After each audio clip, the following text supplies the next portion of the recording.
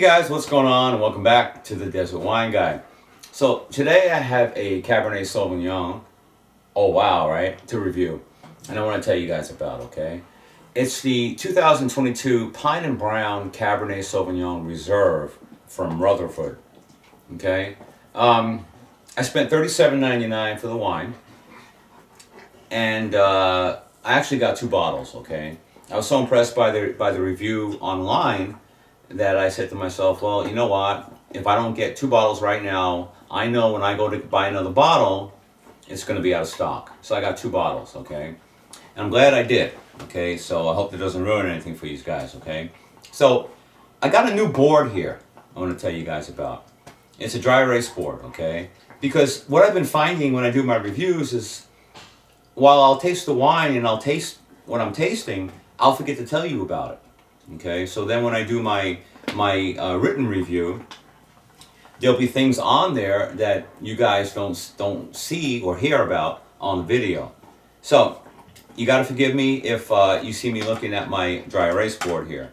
By the way, if you guys are ever thinking about doing the channel like this, I totally encourage you to do it. It's really cool, and you need to get a dry erase board. Okay, that's my little hint for today. So the wine comes in at 14.5% Cabernet alcohol, and all the grapes come from the Rutherford AVA. So let me tell you about the nose, okay? There's a black cherry note that I first get on the nose, okay? And it gives an impression of the wine as being fruit driven, but it also does not give the impression of the wine as being overly fruit driven or a sweet and jammy type wine, okay? To me, the biggest take that I got from the nose was a refinedness that the wine was offering up, okay? Now, of course, at the time, I couldn't confirm any of this, but I'm like, as I smell the wine, I was like, there's a refinedness to this wine.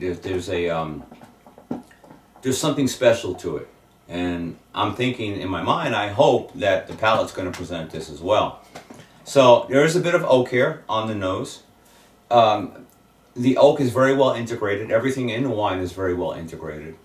There is also a sense, and I know this might sound weird, especially to those of you guys out there who do not believe there is such a note as a Rutherford dust. A lot of people don't. I'm not one of those believers, by the way. There is a sense here of a Rutherford dust on the nose and hopefully being presented on the palate as well. As I said, the oak was really well integrated, and it just seemed like a wine, a Cabernet that had a semi-brightness to it. So as we got to the palate, or as I got to the palate, the Rutherford dust note was confirmed, okay? There is a Rutherford dust note here, and as I said, everything is very well integrated.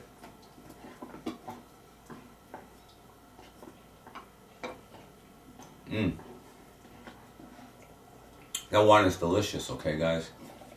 By the way, if you hear a chewing sound, it's my dog, and he's got his bone. So please forgive that. The refinedness definitely does come forward, and I was rather impressed with that. Acidity initially starts on the moderate side, but increases slightly to the point of being pretty forward as the wine opens up and develops.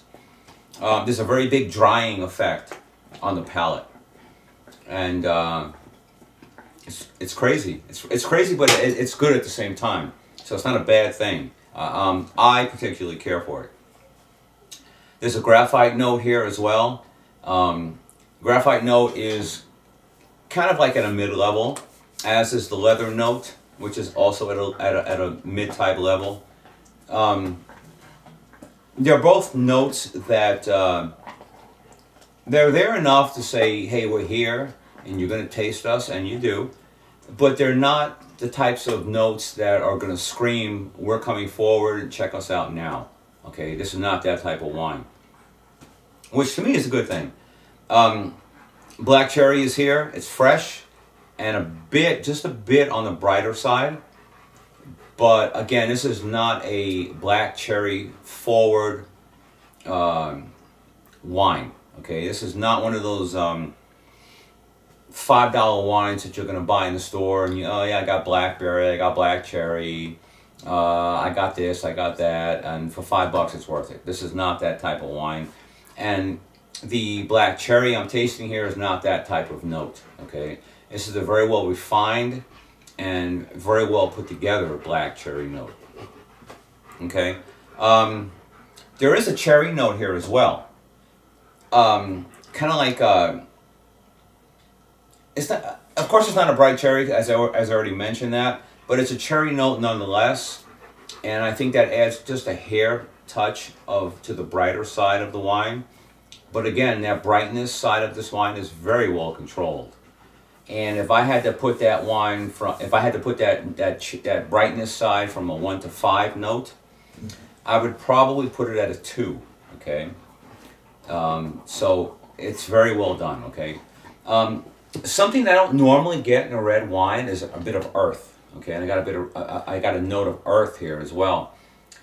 The earth seems to come in on the finish, and it's very light, yet it's effective, and you will taste it, but you will have to sit back for a second and go, what was that? I don't know about you, but I don't expect to find that in a red wine. It's something I normally don't pick up in a red wine. So for me, it's kind of strange, okay? But kind of strange, but kind of good, okay? I enjoyed it. The wine overall is very, very flavorful. It's a fruit-driven wine, and I know that kind of scares people, and I know if I was watching this review, I'd be kind of scared too if somebody said that to me. It's more of, there's a hint of darkness to the wine, okay? And that hint of darkness is enough to keep this wine where, although it's fruit driven,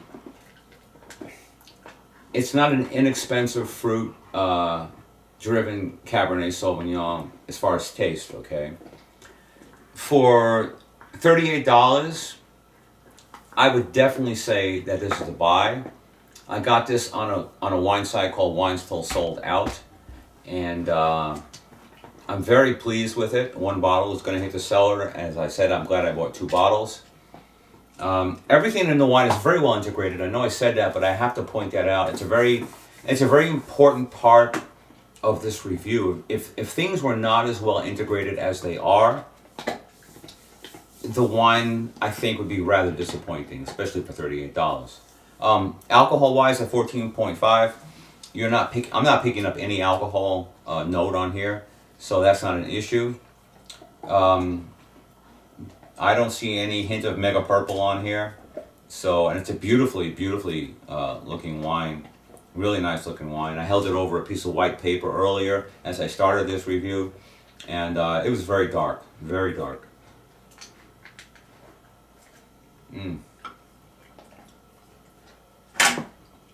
Another cool thing about the wine, at least to me, there's a lot of wineries out in the Napa Valley, guys. And a lot of these wineries are small wineries. A lot of these small wineries are making wine that's pristine, okay? They don't get the big either they don't pay or they don't get the big marketing magazines. They don't make them, okay? They don't make it to that point. But they're kind of like in the shadows, so to speak, okay? And while I've never heard of Pine and Brown, and when I researched it online, there's really not much out there about them. I believe this is one of those wines. There's another one called Pine Ridge. Pine Ridge gets a little more media. And what are you breathing so hard about? What do you want? Sorry guys, my shepherd is just looking at me and breathing real hard, and I'm like, what's the matter with you? Okay, in a few minutes, okay? He's probably got to go outside. But anyway, guys, I really enjoyed the wine. As I said, it's going to make the cellar.